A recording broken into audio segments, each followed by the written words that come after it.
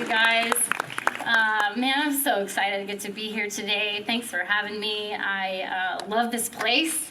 I love Brent and Jenna. I love getting to be a part of Mission as it has expanded up here to SLO. So I'm from Mission Church down in Ventura, and we had the privilege of getting to partner with these guys as they felt called to SLO and what God was doing up here. And so to get to come here and see this place and see what God is doing and just feel an amazing community of people here is really exciting to me, and I'm super grateful. I mean, I even love this is a church you can bring your dogs. Like, if I would have known, I would have brought my dogs with me today. But like Jordan said, my name is Jen, and I am a pastor down at Mission Church in Ventura. And I'm actually the campus pastor for our very first campus. Now, we've launched a few plants, but we're going to start a campus in Oxnard, and I am the campus pastor for that campus. And when we decided to do it and decided to launch it, our very last Sunday before COVID was when they announced that I was going to be leading that campus. And so I basically, shut the whole thing down. Like, I was like, oh, okay. One day, I was a campus pastor for one day, and then we went into COVID, and everybody went into quarantine, and I was like, okay, well, that was fun while it lasted. And on a high note, all that good stuff. But a year and 1 week later, this October 24th, we are going to be starting that campus, and we're super excited to watch and see what God is going to be doing in that city and what He has in store as He continues His work, all throughout the country, all throughout the world. It's just been amazing to watch as even during this season of all these ups and downs and all this stuff that's going on, God is still at work. His kingdom is still at hand. He hasn't lost control, and He is still moving and working in the world, and it's exciting to see all the things that He is doing.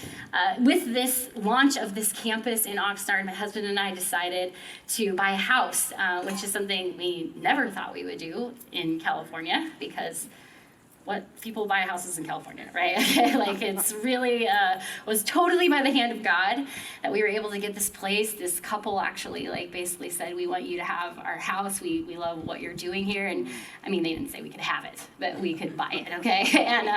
And it was it's been an incredible journey to be able to have our own space in Oxnard, to feel like we're moving into the neighborhood, putting down roots. And as we have been starting to make this house feel like our own, we've gone back to looking at all the different magazines. We got a lot of Magnolia Home magazines and all these different art books, just trying to remember what it's like to be able to decorate and do whatever you want to your house because you're not renting, because we rented for 11 years and we just didn't ever anticipate getting to buy again. And so it's been really fun to be like, what was our aesthetic? Like, what do we like?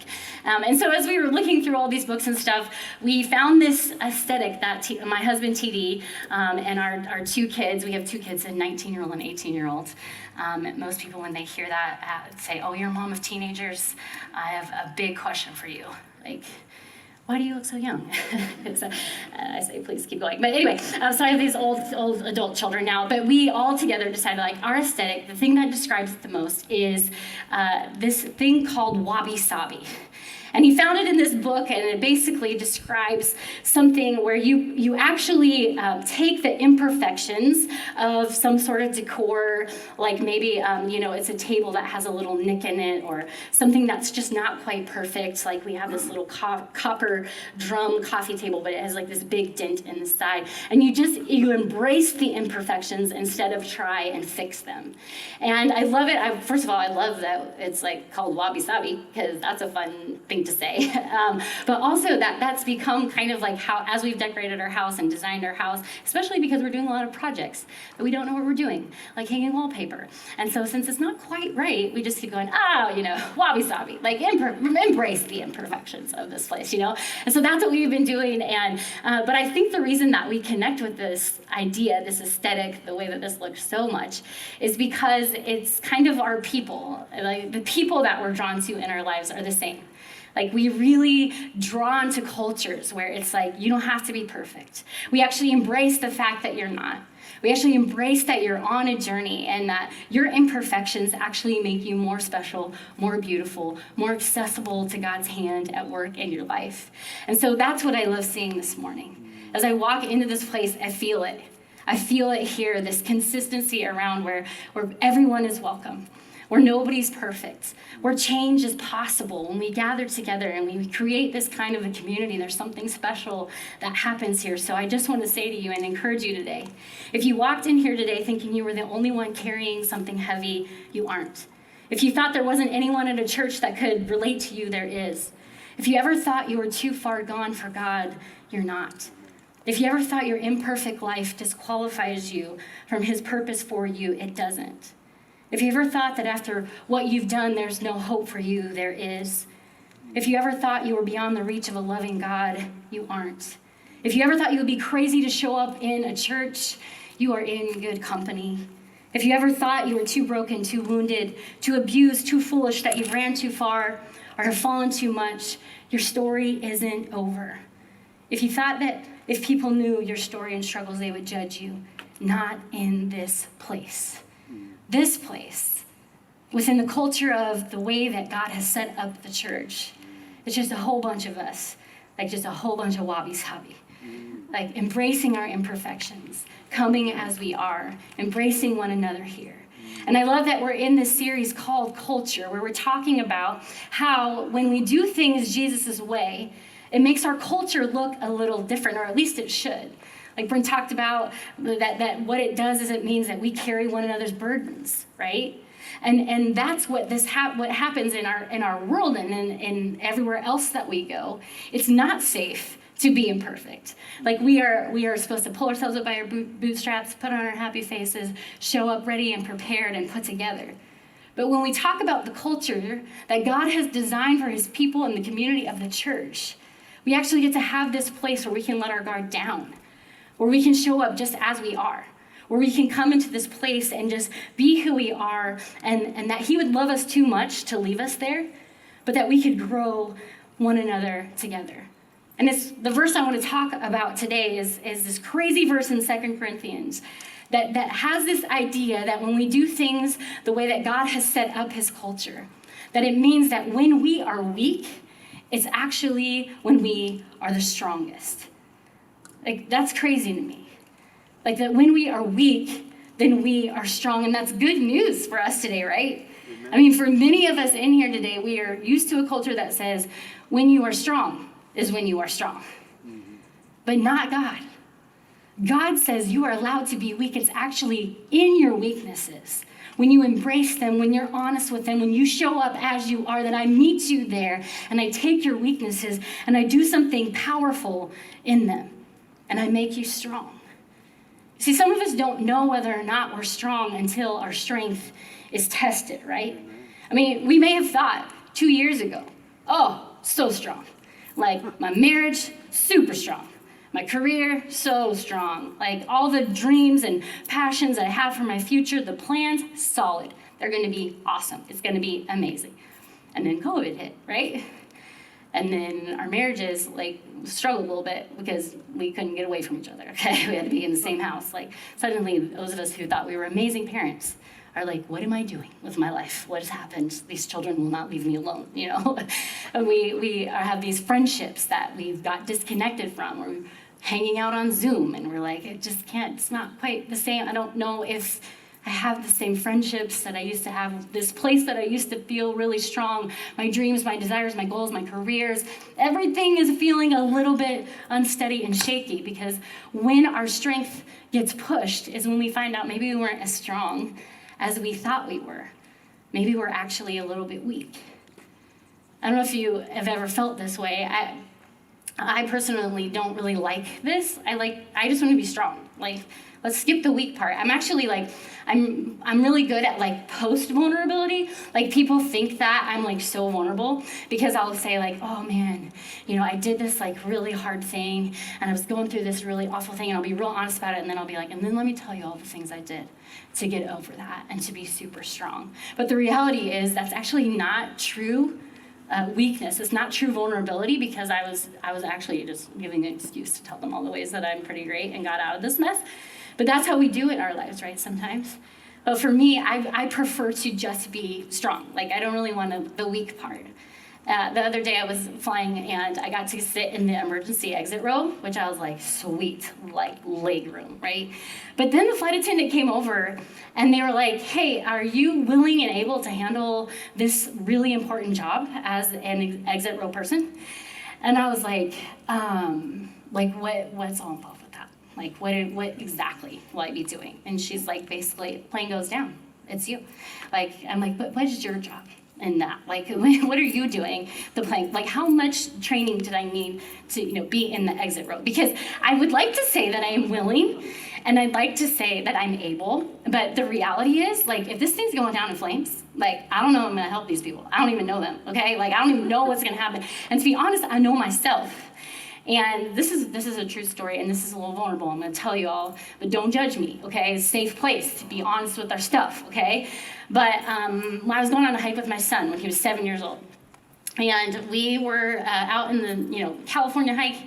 Is like dry desert hike, right? It was beautiful, but we're on this trail, and I see over and over signs for rattlesnakes, and so I'm like, I don't even worry about it. And he's like, whoa, rattlesnakes. I was like, it's fine. Don't worry about it. I'm with you.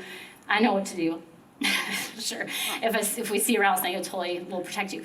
And so we decided we're going to go a little bit off the trail because there's this cool thing to explore, right? So we turn around the corner. We're a little bit off the trail, and I look down, and there is a rattlesnake. Oh, boy. Skin. Okay. But I didn't know it was the skin. I thought it was a rattlesnake. And you know what I did? I stepped behind my 8-year-old son. I jumped right behind him. I threw him forward into the rattlesnake. I was like, protect me! There's a snake, right? And I was like, oh, shoot, okay, apparently that's what I'm going to do if we see a rattlesnake. Apparently that's what I'm going to do. If this were really alive, I would have just sacrificed you to it. And I'm real sorry about that. But I didn't know that's how I would act if I actually saw a rattlesnake. See, we don't always know how we're going to act when we're faced with stuff that makes us feel weak. Like we think we're so strong, and then we get pressure, and we get pressed, and then out comes our weakness. And we think, man, I thought I was going to act way different than that. I thought I was going to respond way different than that when I got in that situation. But here is the good news. God knows. God knows that's our weakness. God knows that's what happens to us. And the good news is he actually says, in my culture, the culture that I've created with you and me, the culture that I want for you and each other, is to be able to just be honest and real about the way that we address the things that we are weak about the things in us that we don't like, about the things in us that make us feel weak and broken and unusable. What he does is he gives us permission to take those weaknesses, to bring them in front of each other and in front of him. And he says, that's what I'm going to use. That's what's going to make you strong. That's what gives me this playground to make something new and to show up and show off in your life. That's why Paul says in 2 Corinthians 12, 9 through 10, my grace is sufficient for you. My power is actually made perfect in weakness. Most gladly, therefore, I will rather boast about my weaknesses so that the power of Christ may dwell in me. Therefore, I delight in weaknesses and insults and distresses and persecutions and difficulties on behalf of Christ. For when I am weak, then I am strong. See, it's this cool picture because our culture would tell us that when you look weak, then you are weak. But God's culture, God says, when you are weak, that's when I show up. And that's when I use your weaknesses to show up and be strong. So I just want to give you one encouragement today of a way that you can practice this, the way I see this play out in our culture that is a culture shifter.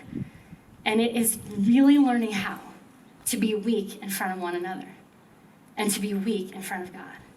It's this practice of vulnerability. Now, you may have heard a lot about vulnerability. I mean, Brene Brown has kind of brought it back, a shame researcher who's done incredible work and written a ton of great books about what it means to actually practice vulnerability and be honest with each other and practice Me Too. And it's been powerful, but it was God's idea way before it was Brene Brown's idea. This idea that we can actually come within our weaknesses and bring them with each other and before God was his idea. Because so often we try to crop and filter our lives to look good on the outside. and then the inside we are breaking apart. This happened to me just recently. My husband and I were gonna go buy a couch, and we got up really early in the morning, so we had to go pick it up. And so when we got in the truck to go get it, I wear what you wear when you're gonna go buy a couch, which is my pajamas. Like, I was not gonna get dressed for this. Like, this is not an outing, right? And nobody got time for that. And so I was like, literally yoga pants, oversized t-shirt, like, you know, this isn't a look. This is just like pajamas. And so we're going to pick up the couch. We get the couch in the truck, and he wants to like capture the moment. He's just like, whoa, big couch. Like, we finally found it. It's so great. So let me take a picture of it. And I was like, oh, no. We don't take pictures of these pants. Like, we're not going to take a picture. We're not keeping this, okay? And he says, don't worry. I'll crop out your pants. Well, then I'm like, wow, now I don't know what to do. Am I grateful that you crop out my pants, or am I mad that you said you're going to crop out my pants?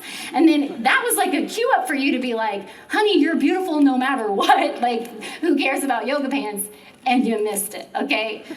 But thanks for cropping out my pants. Okay, so this is what we do in our lives, though, right? Like, we get everything kind of set. We catch ourselves on like putting our guard down, and then we're like, oh no, hold on, let me just crop out my pants. Let me just crop out that part of me that I really didn't want you to see. Like, let me just be vulnerable with you, and then I'll call you later and apologize for all the ways that I was vulnerable with you, because now I'm embarrassed that I was vulnerable with you.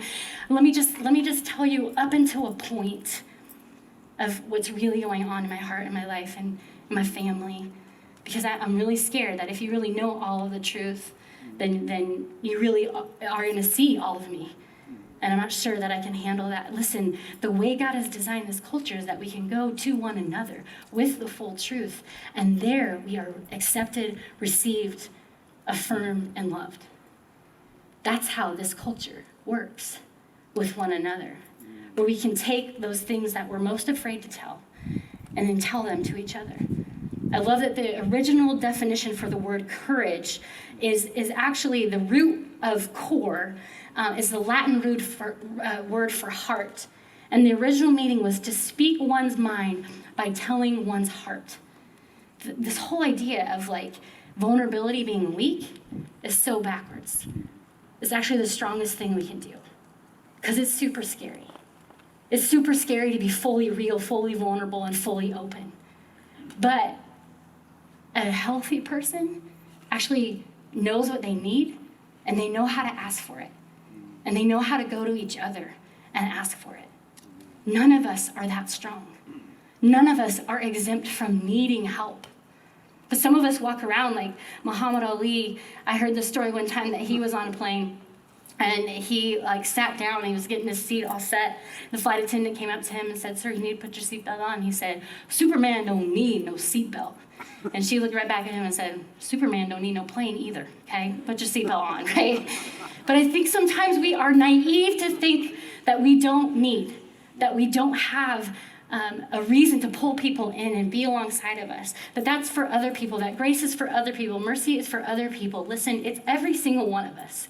Intentionally putting ourselves in places where we can be connected and vulnerable and honest about what's going on in our lives. Because when we are weak as a community, we recognize God will show up and make us strong. So we look for opportunities to practice this weakness together. One of the coolest things, this picture that we get comes from the redwood trees up north. I'm sure most of you have seen them before, like gone up to Yosemite. I mean, I love it up there. When we first moved here and there weren't seasons, we would go up there to find fall. It was like my favorite thing to do. These beautiful trees, like, 50, 100 feet in the air, just like forever going up, just gorgeous, right? Well, what normally happens with a tree, like these trees that we see around us, most of the time, the tree that you see on the top is actually mirrored with the roots on the bottom. Like, it's the same picture. So if the tree looks like this on top, the roots look like this on the bottom. But not with these redwood trees. These ginormous, huge, crazy, overwhelming redwood trees actually have roots that are no deeper than 6 to 12 feet. And they're actually only 1 inch in diameter. But do you know how they grow so tall and so strong above the surface? They're all connected underneath. It's this picture for us to see if we want to be strong and stand the test of time. if we want to be in the world, not of it, if we want to pass these tests and leave these legacies of what we want our lives to be about, if we want to be those kind of people who are strong and sturdy and steadfast, what we need to do is to connect with one another underneath the surface, like removing all pretense, removing all expectation, and being this safe community where we're allowed to be real with actually what's underneath. So today, I want to ask you a question. Who in your world do you have permission to tell the truth? Like the real truth? Does somebody come to your mind right now? Like literally, think about it. And also, I'm going to follow up that question with another question. Who has permission to tell you the truth? That's a big one. Because a lot of times, we have people in our lives, and they're quick on the grace. But do you have people in your life to tell you the truth? To tell you things that they see in you that are a little bit off? That you're taking steps that are going to lead you down a path that you don't want to go? Who do you have in your life who are your people? And do you have anybody in your life who are your people? My challenge to you, actually, it's going to be a permission slip. You know, we sign a lot of permission slips right now for our kids. A lot of you going back to school, or those of you that are in college, you probably even had some, like these permission slips that we sign that the parents are like, yes, they can go off campus and do that thing. Like, yes, this is allowed. We sign these permission slips. Today, I want to give you a permission slip. I want to give you a permission slip in your life to go find those people.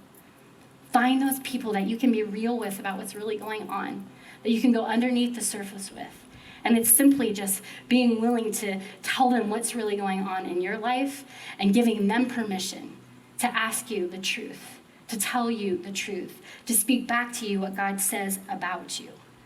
So in God's culture, this beautiful picture that he gives us of weakness being strong, we see it when we do it with each other, but we also have permission to be weak with him.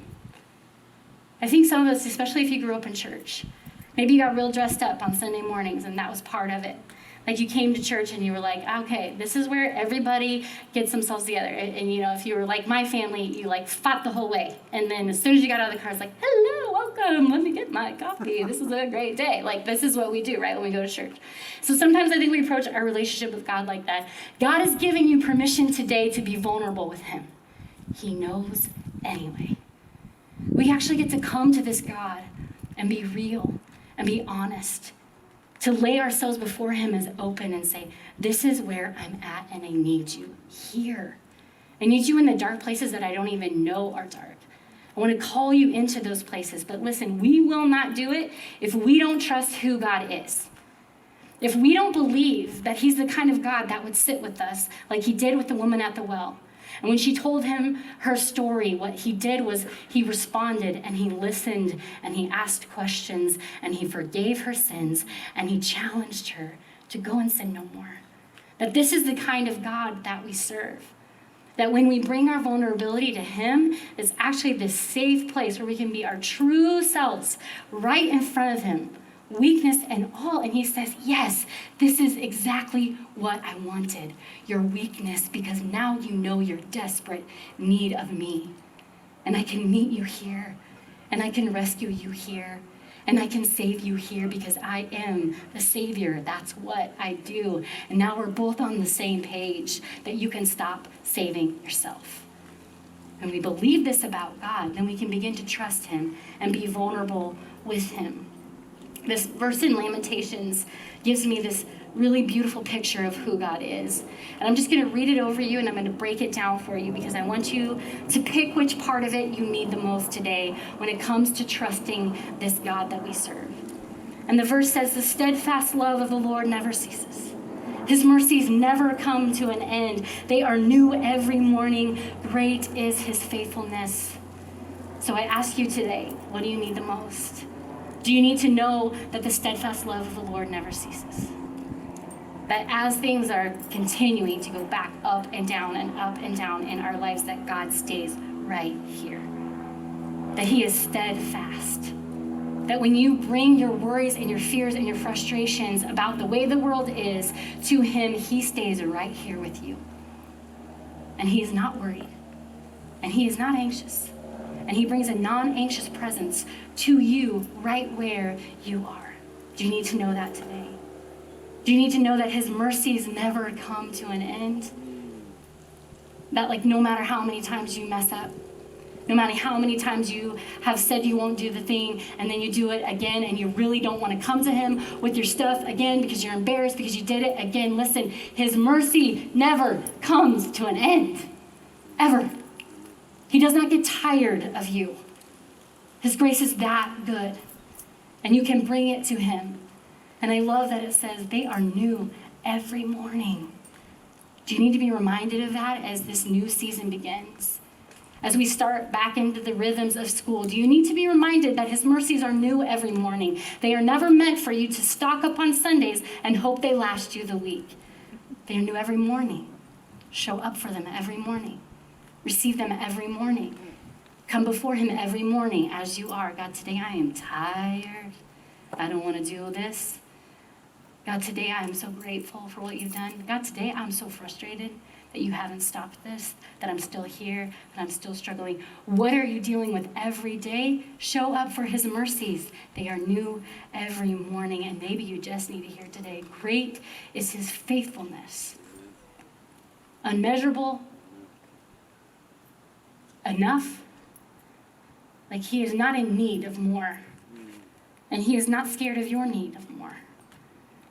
Great is his faithfulness.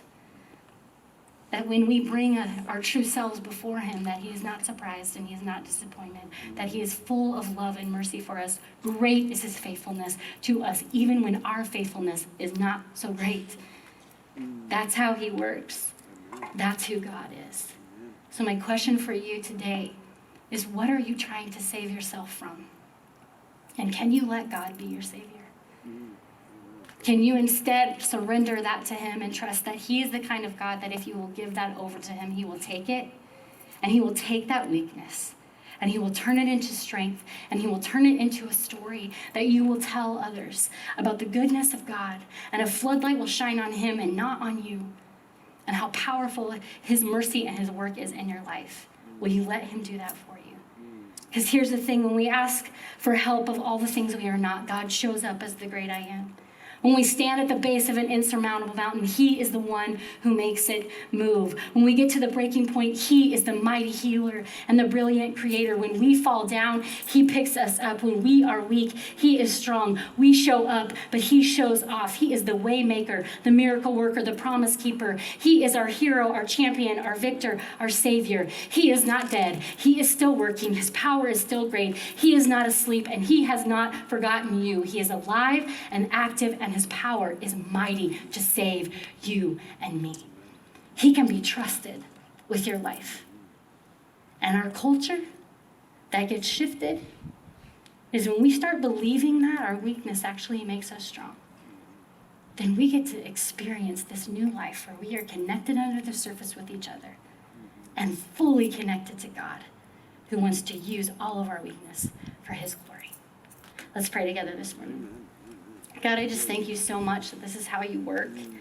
I'm so glad that you didn't say that when we're strong, then we're strong. That you actually said it's when we're weak, that you actually like us there, accept us there, love us there.